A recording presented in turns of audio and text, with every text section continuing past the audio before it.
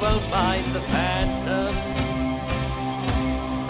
He finds you. G'day, this is Expand the Phantom podcast. Our website is chroniclechamber.com and you can subscribe to our podcast via YouTube or through your favourite podcast apps. I am Jermayn and I am joined by Steve. How are you, mate? I'm doing very well, Jermayn. Yourself? Yeah, good. Looking forward to today. Going to talk to Magnus. This has been on the cards for a little bit, for probably a good 3-4 years. So yeah, looking forward to today. Well, I think it's worked out well with his latest story, Firepower, just coming out in fruit just recently. So it may have been 3 or 4 years in the pipeline, but I think timing's perfect now. Definitely. So Magnus Carling, how are you, sir? Good, thank you. How are you? Very good. Now, before we go any further, we've got a bit of a habit on this podcast, especially me, that we butcher people's pronunciations of their names. So how badly did I do? Well, you did fine. Absolutely. Okay. So Magnus Carling it is. Okay. All right. Awesome. We got one right. That's very good. So start off with, I was just hoping you could maybe tell us a little bit about yourself, like where you grew up. Did you know about the Phantom, how you got into writing, and then we'll kind of go from there and we'll get into the Phantom side of things and we'll go from there. No, sure. Absolutely. Sounds good. So I'm born 1973.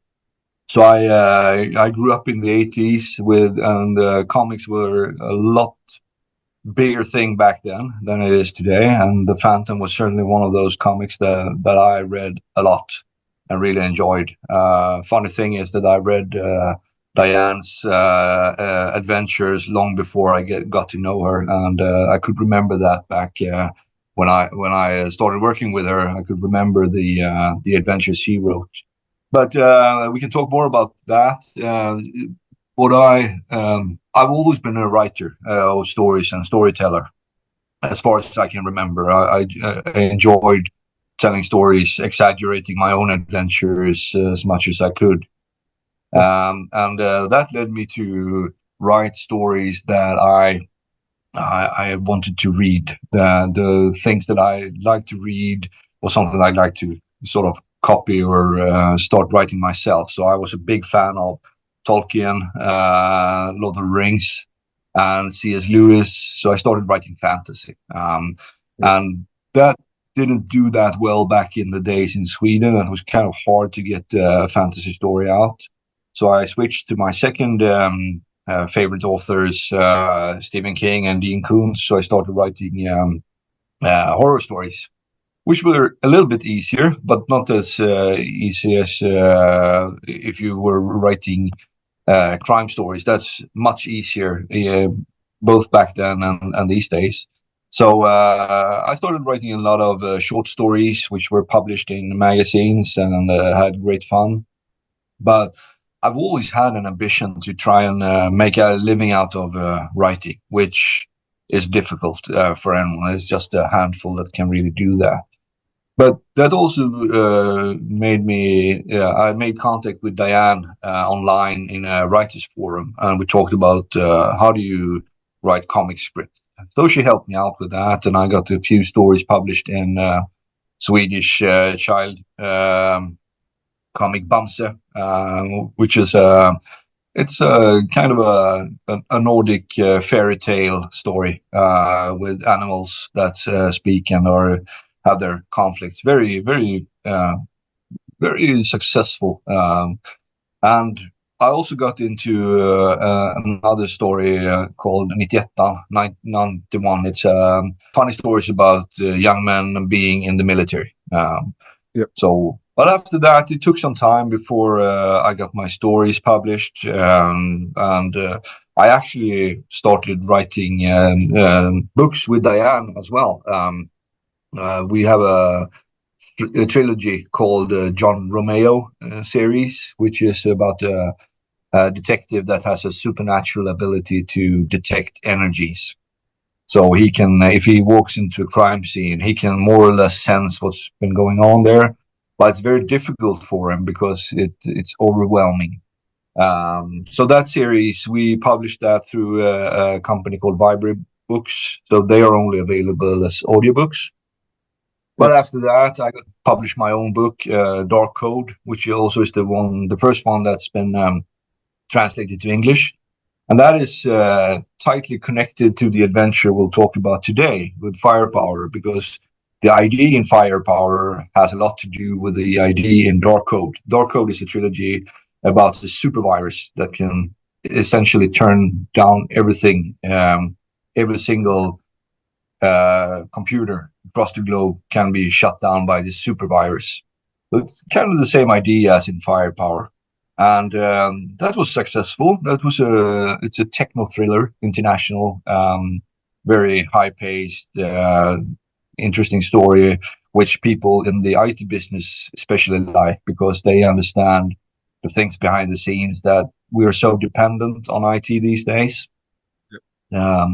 So that's why I got into that story. And then after that, it's just been I'm about to publish my 12th book now. So it's the thriller and a ghost story here and there, and suspense novels. So you said that you wanted to make a living out of writing. Are you at that stage yet? No, I'm not. I'm currently working as a CISO, a Chief Information Security Officer, for a global conglomerate. So I have a very exciting job where I get to see the dark sides of the internet. And yeah. So is that where you got your technical understanding and knowledge for not only firepower but also for your novel as well, is from your day job, I guess you call it? Yeah, correct. That's it. So I started in the IT business in 1995 when the internet was quite new in Sweden. So I did build networks. That's how I started, building global networks of connecting different sites. So and the security has always been part of my different jobs, but since 2015 I'm working full time on security. But it's a balance, because I really enjoy writing. So that's what I do between 9 and 11 in the evenings. That's my 2 hours writing away, and get inspiration from whatever happens in the real world. So thank you for that, Magnus. That was interesting, and I'm looking forward to being able to talk to you more about the firepower story and your mentorship or your relationship with Dai, which you touched upon there as well. I guess we'll kind of go back a little bit. And how did you get the Phantom gig? Like, how did you So you talked about 91 and a Bumsy. Were those stories created first? And then once you had those stories, did that open up the avenue for you to be able to get the Phantom? To be able to write the Phantom? Yeah, more or less. I mean, the market or the industry for comic script writers in Sweden is quite small. And the Phantom is sort of seen as creme de la creme. That's the crown jewel that everyone wants to write for.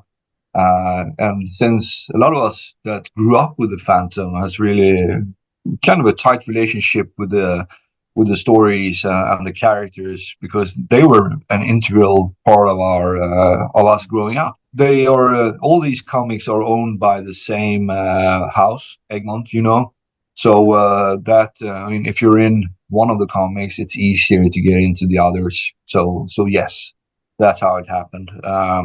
But also because me and Diane, we were working quite close, and she learned me, and she taught me a lot about how the comic market works, but also about writing. She had her mentor in let me see if I can remember his name. That's the guy that is behind the novels that eventually became the Die Hard movies. So that guy was her mentor, and she had so much to say about how to create a good story. So that was a very, very interesting time for me to learn from her. I didn't, showing my ignorance here, but I didn't know that the Die Hards were based from a book series. Yeah, Nothing Lasts Forever by Roderick Thorpe. Does that sound about right? That's it. Rod Thorpe, that's the guy. Interesting. So, growing up on the Phantom, what was about the character that you enjoyed? Was there certain elements or a certain storyline or anything like that? Yeah, I think that myself and a lot of my fellows growing up back then really enjoyed the fact that he wasn't supernatural in any way. He was just a sort of a normal guy, although there are things about him that's not normal. But and the fact that he always does the right thing. That's He's the perfect hero in many cases, in many aspects. I mean, so that's definitely what I liked about it, and it was also this exotic feel to the black and white stories back then. That they were dark in many ways. They told true stories about reality, and not what's the word I'm looking for? Like putting makeup on a pig is an expression we have in Sweden, that you make something look better than it is. But the Phantom really had these dark themes sometimes, that life is life and it's not always a good ending, right? Yeah. Yeah, we have a very similar expression here in Australia, but I don't think we can say it on the on a G-rated podcast. Okay, cool. Yes, thank you for not saying that one, Steve. Um, so I just wanted to kind of, I guess, kind of go over some of your stories. You've only written two so far. Is there plans to write more, or Well, I'm quite busy writing my novels, yeah, but I would be happy to write more scripts, definitely. The thing about me and Diane stories, we have some already. We didn't write the scripts, but the overall description of the stories are finished. So we have about, I think, 5 or even not 10, but maybe 8 stories that's been developed and ready to actually write some scripts from. So if the publisher would like to, I would be happy to make those happen. I really enjoy creating comic scripts, because it's been a good school on how to write a story in a format that doesn't allow you to. You have to have just one. Each square is just one scene, right? yeah, And that is it's challenging, but it also makes you think about your entire storyline, how you show it, and that's interesting. And I think that's a good way to tell a story. It's one of the oldest ways to tell stories are comics, even though, or in this way, using images to produce a story. That's what I like about it. So that's a long answer to your question, but yes, I would like to do that, and it's just a matter of whether. I mean, they're cutting down on comics all the time, so they get shorter, they get fewer, and there is just a bunch of writers engaged. The thing about me, my stories together with Diane, is that they're a bit different. They're not the traditional just the Phantom against some bad guys. They're involving some greater themes. Like in Firepower, we do have the theme of just human getting extinct through either the environmental disasters or AI. So yeah, that's what we try to do, to get some big themes in there. Even though both me and Diane really enjoyed creating stories that entertain. That's what it's all about. It's not. We really want a reader or whoever takes part of our stories to feel that they've been entertained, for able to forget about their daily work or daily jobs or whatever for a short time. And yeah, I think that comes through in Firepower. Like it's an action-packed story, but there's still some lighter elements to it. And it's when you talk about movies like Die Hard and that sort of stuff, it's an action-packed movie, but you still got those light entertainment style scenes, if you like, throughout the story. Yeah, true that.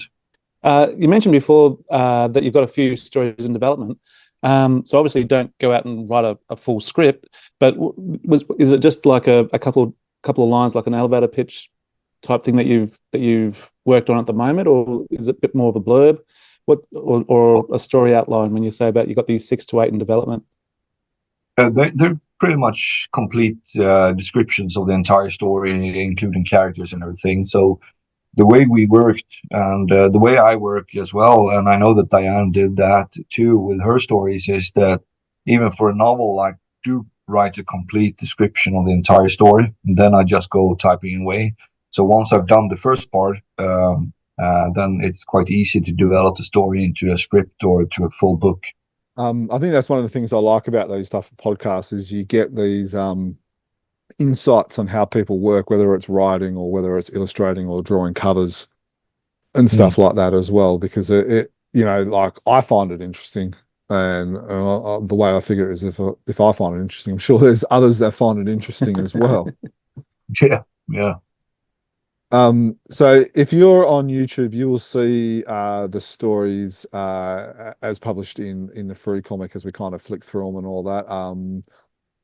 If you're on audio only, we will try our best to describe it as we go. But the thing that I guess the first thing I wanted to talk about when it comes to these stories is that they really read like a lack of a better term, like a James Bond type of thing, where everything's like the sets are bigger than everything. You got this big pit of doom, these pile of boats coming together, and there's slave trading, there's animal trading, there's all this type of things, and then you've got the big oil rig and a thing of doom. It's really larger than life. A lot of these stories.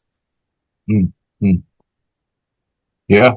And then one of the ideas that we've always played with is when you, and this is something Diane taught me, that when you write a story, you often concentrate on the heroes, but it's really the villain that are the most interesting part. So if the villains aren't bad enough, or it's interesting that you said this about James Bond, because you have the super villains in James Bond or all these stories, and that's what we thought about as well, and not try to get in the where we have the superhero movies that are out now. A lot of them are trying to exaggerate themselves. So if it's not just about the entire Earth getting blown up, it will be the galaxy and then the universe and the total existence is being threatened and so on.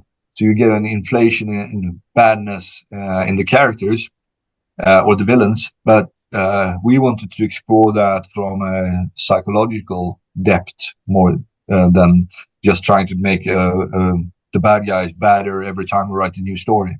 So if you see what I mean, this is the scenery and everything is interesting, but it's when we get into to pick the brains of the bad guys that we really get the effect. The other thing that I really liked about this story is that there's the various timelines. Like, for instance, straight away we're on the the Phantom's been captured. But then throughout the story you learn about the Phantom behind the scenes. First of all, he was approached by, I forgot her name. Where was it? Her name was Elizabeth. Yeah, Elizabeth Shane. So you've kind of got that, and then he was also approached by the tribes people, parents and stuff like that as well. What I like about that is that straight away you're in the action. Straight away you've got the Phantom being captured, and what the settings, which is super important because it helps create the story, but you're not having to warm up to it, learning that before he gets captured, like, if that kind of makes sense. And I think it allows you more time on the boat. Like, what was your reasoning behind that? Was it to maximize the amount of story? Did it enable you to kind of cut some bits to, or with the size restraints that you have? Yeah. So one reason is that stories in the Phantom here in Sweden has gone down from, I think, 36 pages to 22, 24, something like that. Yep. So we had to utilize that in the best of ways. So that's one way to do it, is to start exactly where the action is, and then fill that out with background information as we go. And I mean, from my perspective, that's the way I work in many ways. I can write really, really long stories, and so it can be a challenge to sort of squeeze a lot into just 22, 24 pages. But still, it is a great effect about that as well, where you can actually jump into actions. Yeah, no, I really liked that. Was one of the things that I enjoyed about the story was that we were straight there. We didn't, I don't want to use the word waste, but we didn't spend a page on the Phantom getting captured.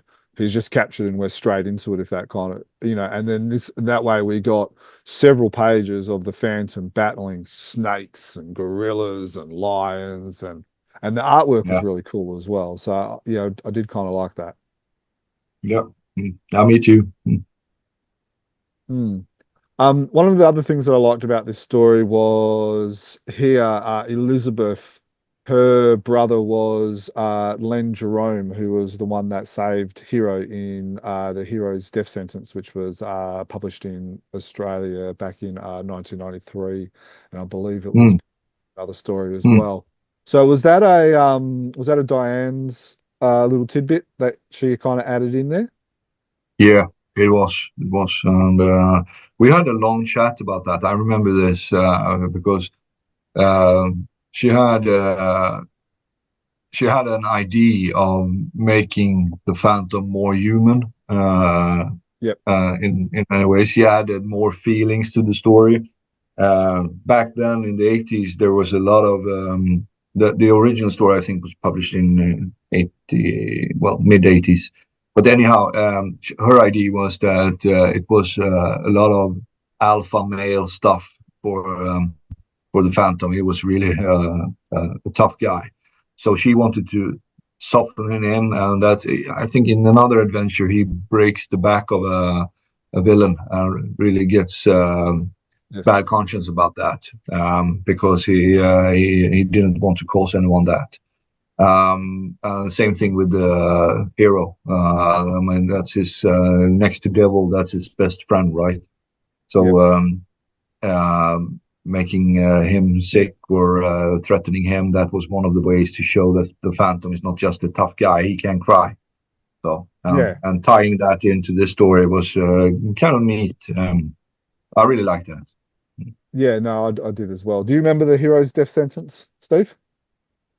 Oh, not off the top of my head. I don't have the encyclopedic knowledge of Phantom stories like you do, Jim, but it's ringing a bell, but that's about it. So I must say that I really enjoyed the artwork for this story as well. I actually have that's what I was about to make a comment of. Yeah, I have the original inks of this page here, page 17, where the Phantom is about to face the gorilla. So that was one of the pages that I was able to hunt down the original arts of that, or the original inks of that. It's the art's amazing. Yeah, I agree. Do you have a good relationship with the art team? Do you converse with them at all while they're doing their stuff, or you just send the script over and let them do it? Yeah, we just send the script over. We're available if they have any specific questions. But in general, the script itself is quite descriptive, and we are asked to outline any special things that needs to be shown in the artwork. So especially like an example in Firepower about the rig, how that works with the ballast tanks and all that. That's one of the things that I spent some extra time on. Now, one of the other things that I liked about this story is the ending with Roland. That's it. Where you got Roland Singh, and then he goes to kind of like the Singh headquarters. Was that so obviously, they're talking about Sandal Singh, and when this was first published, Sandal Singh was the leader of the Singh Pirates. Was that something that you had to work with the editors on Team Fantomen on, like get up to date with, who's battling who and who's the leader of the Singh Pirates and all that type of stuff? Was that something that you had to work with? Well, yeah, some of it we had ourselves because of our big interest in the Phantom, but we did some ping pong emailing, getting this right. And the thing about the ending is that this is something I like to plant sort of a cliffhanger, still ending the story, but there's a bigger picture to it. So this is something we could have developed more about, because I like the mystery around the things, and that you never get to the core. That's one of the things that we talked about. Could we write a story about that? The ending of everything. I think we have a synopsis for that, where we developed some stories about how does it end with the Sing Pirates, and but we never got to that, unfortunately. Yeah. So is that one of the stories that you might look at doing down the track? Right, it is. No worries. And then so like the other recent stories. So they were both originally published in Sweden in 2019, but Fru have just published the Firepower one, which we recently reviewed in episode 308, and it was published in Fru 1997. And you got the same artistry team on this one. Was that by design or just a happy coincidence? Happy coincidence. I had no saying in that. It's just the way it worked. Well, the team's working well, I think. Yeah, it was a great team. One of the things that I liked about this was, and I think we've talked about this in our review, Steve, where we talked about like it's believable. You know, what's happening is kind of believable in the sense that there's, you know, computer viruses and stuff going on. Now, Technical maniacs, pretty topical at the moment. Environmental. Yeah, it was, you were almost preempting some of the psychopaths we've got with at the beginning of the podcast. You talked to us about how your background is in the technical world. So how did your background help you with this story? Well, two things actually.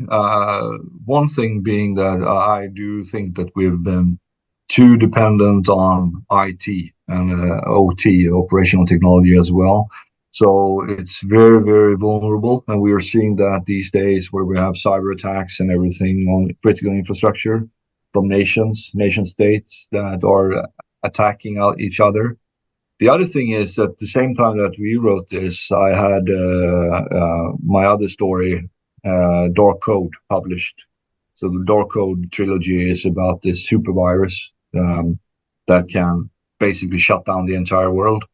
And Firepower is more or less the same thing. It can control critical infrastructure, and really, it's touching. At that time, it was touching on being like sci-fi. Is it possible to really do that?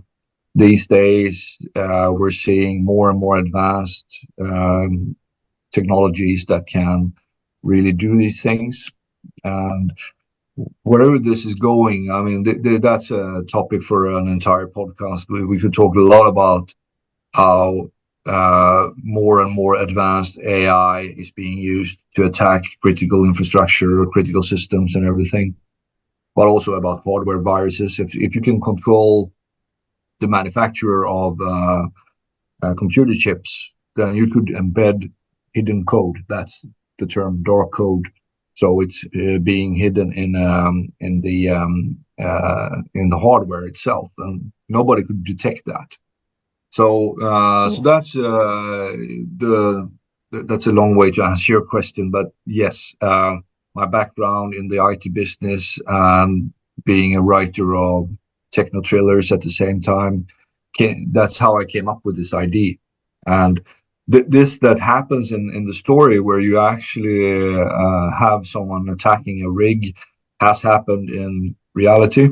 This actual scenario happened to a company that had their ballast tanks being filled with water. So if that happens, the entire rig would tilt.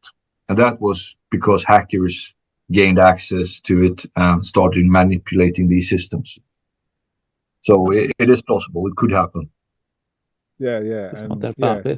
So I just listened to you talk then. It makes me want to live off the grid now. I never even thought of, the manufacturers of the computer, of the chips or whatever that's going to the thing would, this dark code. Oh, no, that's scary. Yeah. Yeah, it is, and I agree. I too would like to live off the grid in many cases, and I see that. I mean, the development is accelerating.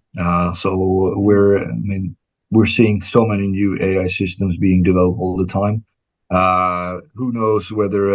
I mean, you can get ChatGPT to write a comic script for you, out of and Yeah, but it it'll be does it rubbish. fairly well. Oh. Still needs the human touch in there though. Yeah, for now. For now, And yeah. so one of the things that I really liked about this story was the connection with young man Moz and old man Moz. This was one of the things that we all liked and enjoyed in our review of it in episode Mm. in the episode 308. Could I ask you if you remember? We're talking about 5, 6, 7 years ago. What was the story behind that? With the risk of giving you another long answer, both me and Diane, we had a lot of focus for all our stories on relationships between parents and kids and everything. Both being, it's a lot about how we both grew up, and that I think it's a common theme that is everybody can relate to it in one way or another. So as from what I can recall from our discussions, we wanted to, I mean, it's again about making both the villains and the characters more human. So this relationship is something that really increases the stakes. That's the word I'm looking for. Yeah. Yeah, no, I thought it was clever having young man Moz and old man Moz. So yeah, no, and it's interesting you talk about the relationships and stuff like that. I can see that now where you've got, young man Moz has been kidnapped in Firepower. In the Pit of Doom, you've got Elizabeth's daughter, and then you've got the daughters from the tribes people that were kidnapped as well. So now that you say that, Exactly. yeah, Yeah. it shines the It adds light more for skin me. into the fight, more emotional depth to just, oh, there's a bad guy, just got to, skull and Yeah. arc in. No, there's actually a reason why, and it becomes Yeah. more emotional, more personal. And I Yeah. noticed, particularly at the start of this comic, and you mentioned about it before, straight into the action again. Phantom's or Kid Walker's just walking his dog. Oh, I'm sorry, he's Wolf, and he comes across these guys on the cliff top. I've heard it said, and this was years ago. It's they coined it Batman Brave and the Bold technique, where you straight away into the action and then you get into the backstory or whatever else was going on. But you always open up with action to hook the reader or hook the viewer in. Right. And I think you've done that very well, both in this story and in the Pit of Doom. You just bang, oh, there's something going on here. We're on. We're not building up. We're not open, something's happening around the Skull Cave. We've got to go to the Chronicles and check it out. And it takes three or four pages to actually get to the story. Bang, we're into it. Yeah. Yeah. Yeah. And right, you are. I mean, that's what we're playing with here is the curiosity of the reader. They see something and it's exciting. They want to really find out why was this happening right now, what's going on here, and we can build on that. So it is a good technique, and I really like that too. And I do use that in my novels as well, where I mean, it's like you put the reader in the middle of the action, just drop them from a helicopter down in where everything is happening, and they can just go from there. So we quite literally did that in Firepower, where they dropped down from a helicopter. And and I also think your dialogue's very contemporary as well. There was a scene where you got the young Moz. He says something like along the lines of, "Wait, what?" And I'm a teacher, so I deal with kids all the time, and it's one of those things that it's one of my bugbears that kids say all the time. They go, "Wait, what?" I think, "Wait, I'm not going anywhere." Like you've got that kids say it all the time, and it's just little tidbits like that add to the authenticity of the writing, I think. Yeah, I'm glad to hear that. I mean, one of the difficulties as a writer is that how do I transfer my view of things to the reader's mind and get them to see what I'm seeing? And that's more or less nearly impossible. You will see a version of what I'm seeing, but how do you get that to be as identical to whatever you're trying to say as possible? And how do you create the feelings that you're looking, because at the end of the day, what we are playing with is feelings. So we want the reader to feel something when they're seeing this, whether it's curiosity or satisfaction or excitement or they're getting scared or whatever. And you want to increase that feeling as much as possible so that whenever the story has ended, you have a good feeling of you did have an experience, went up and down, right? So it's it's exciting. It is. And yeah, like you say, you're never going to get the reader to think exactly the same as you do because they're coming from a completely different view. But yeah, you can bring them on the ride with you. Yeah, exactly. Yeah. So have you seen these comics, the ones that are published by through in English? Like, do you get a bit of a kick out of seeing your stories being printed in the Fantomen comic, but then also, you know, on the other side of the world? Yeah, for the Swedish ones, we do get free copies sent to us automatically. I haven't got that from the English ones, but I've seen the cover, I've seen the screenshot of some of the pages, and yes, it is a kick. And every time I see it's about your ego, all right? My ego gets a boost whenever I see myself somewhere.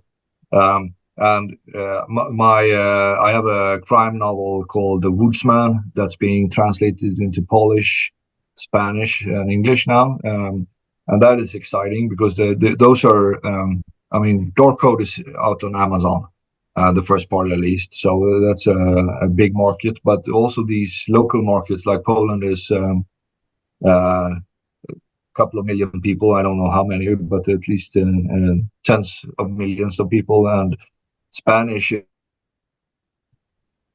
by 800 million or something like that. So that is exciting, and I hope to. I'm just waiting for Steven Spielberg to call me someday and say that he wants to make a movie out of one of my stories. That would be a real kick. It would. I'll give you two. What's that called in English? Roles where you are in the background or playing villains or whatever if you like. Yeah, sign up to be an extra. Absolutely. Sounds great. Now, throughout this podcast, we've talked a little bit about your relationship with Diane. Just I've enjoyed reading her stories as a kid, and we talked about how she put that human element in a lot of her stories, and that's a great way of explaining it as well. Is like, I remember reading the hero's death sentence where you can actually see the tear come through the Phantom's mask. Yeah. And there was a few other stories. I think it was the Fire of Life, I think is the other one, where he broke the bad guy's back. So I was just wondering, could you tell us a little bit about how you two met and about the relationship that you had with her and stuff like that?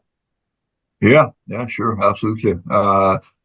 First thing that I like to say is that she was really an amazing person, really kind and wanting to help everyone. And so we met through an internet email list about writing. So and we had discussions there and found that we both enjoyed the same things, sci-fi. We talked about Babylon 5 a lot back then, but also got into talk about the fact that writing can be a really lonely job. So and that's why it was interesting to hear her talk about Roderick Thorpe, because I kind of felt that I got taught by him as well through her, which was interesting because she was very, what do you say, nice to and able to she wanted to share. She wasn't one of those that didn't teach others what she had learned. So we talked a lot about how you build a good story, how you build your characters and all that. And why should everyone be sitting alone writing when you can do such a much greater job if you're working together? And I agree to that. I think writers are good on different things. Her strength was definitely characters, my strength is creating or writing stories with which puts you there in the story with all the sensory perceptions and all that stuff. So I'm good at writing scenes and taking the reader through the story, and I'm good at building stories. So we thought, okay, why don't we do anything together? At that time, she was writing together with two other guys, kind of a fantasy story. That's the Jorah series, which was set in a Nordic environment. Kind of goes back to old times where we didn't have doctors. We had medicine men, witch doctors. So that was something she spent time on then. But once she had finished that, we started working on both Phantom stories, but also on this John Romeo character that is set in Gothenburg, 3 stories, which is one of the most intriguing stories I've written, but also has one of the best sets of characters because that was her contribution to that. So that was very realistic. Yeah, so that's I'm just babbling away. You can ask anything you'd like to know about our cooperation. No. That's what this podcast is about, is for all of us to babble away. Is there something that you can tell us what was your influence and what was a Diane's influence in any of these 2 stories, just for those who might be interested in? Yeah. So whenever we created a story, we had like a brainstorming session. And I would say that 50% of that was about characters, and that was mainly Diane. The other one was about how you build the story and the suspense and how you get it to be something exciting. So that was my contribution.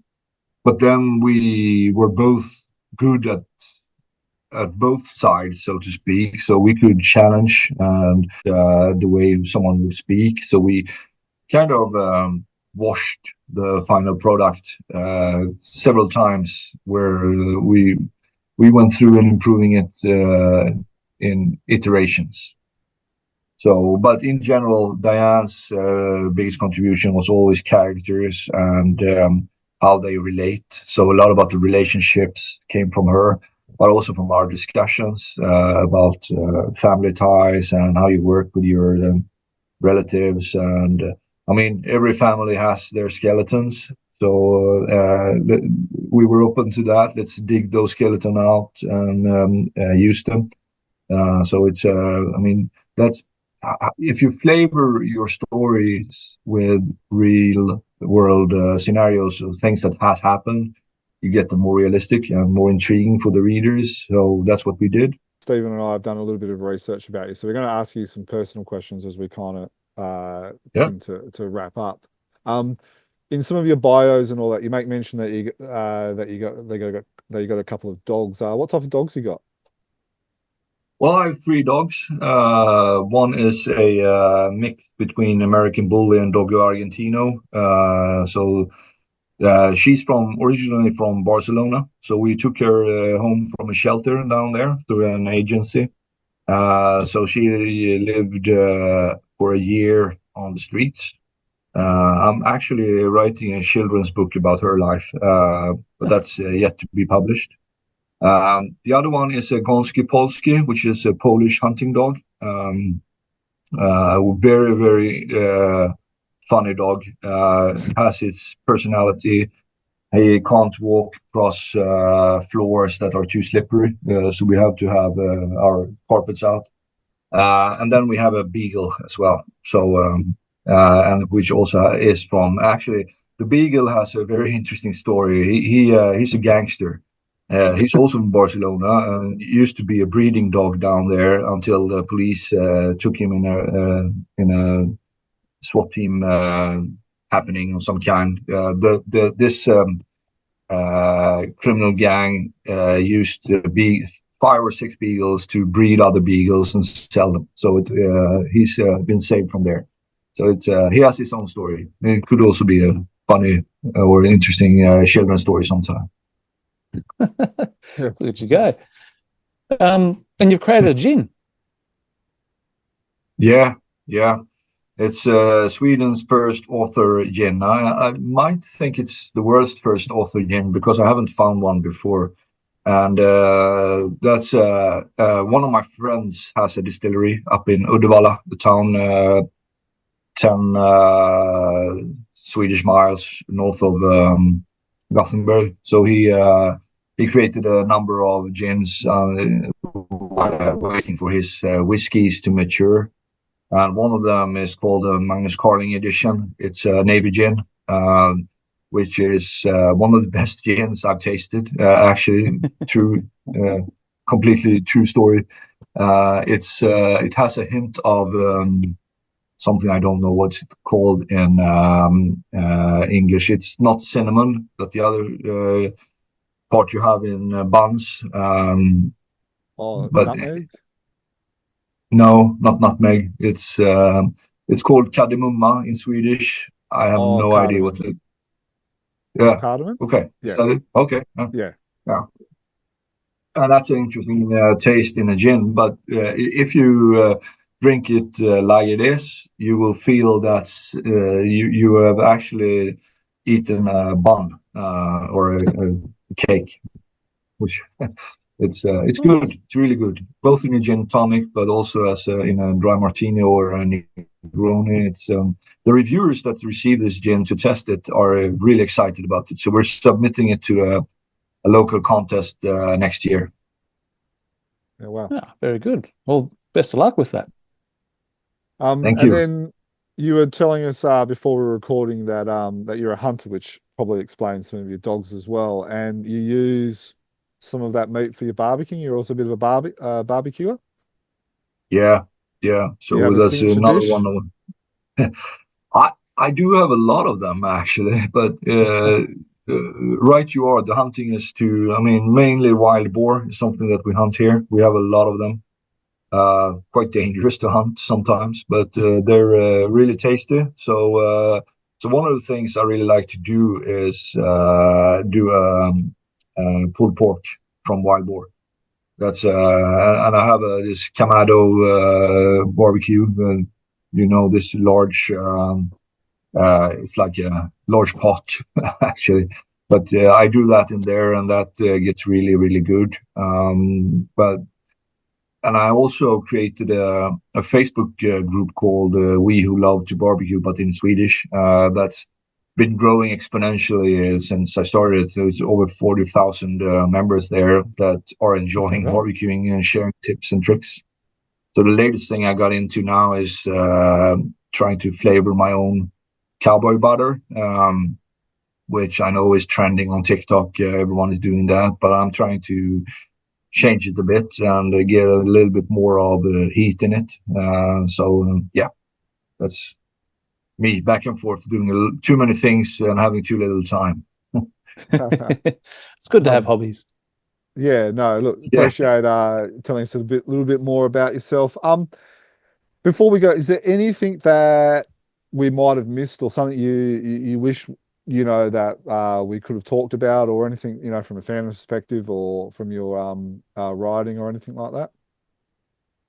Well, I think we've been pretty comprehensive about what we've been talking about. I'm glad that you brought up Diane and our relationship, and I do miss her. She was really a good partner to speak to about any challenge around writing, and if she would have been alive, I'm pretty sure that we would have produced a lot more stories together. She was the sole creator of a magazine called Starlet during the 80s. She was extremely productive, producing a lot of novels with horses for young girls. So she did a lot of things, and unfortunately, it hasn't been that much in Swedish media that I would thought she should have, but. She worked in the background a lot, but did amazing things. So that was good that you brought that up.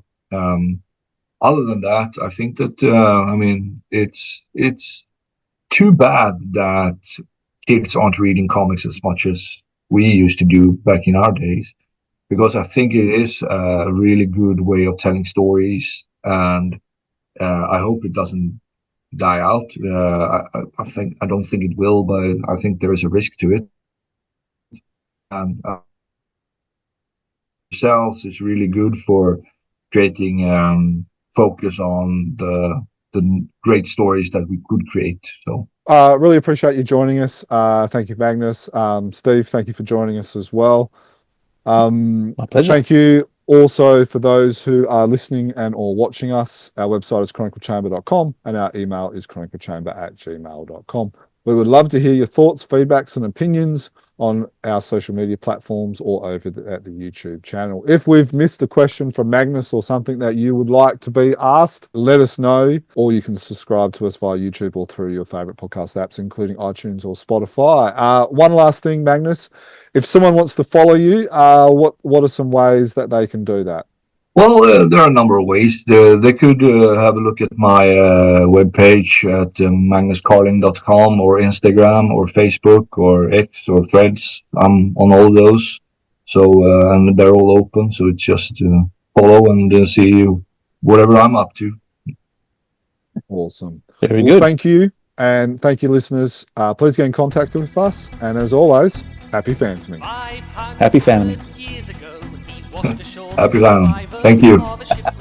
And upon the skull of the man who killed his dad, he said, I'm mad, I must eradicate piracy, injustice and cruelty, and all my sons will follow me, so evildoers will believe that this man cannot die. The Phantom, the ghost who walks. The Phantom. Enemies beware, the Phantom's always there, but you won't find the Phantom. He finds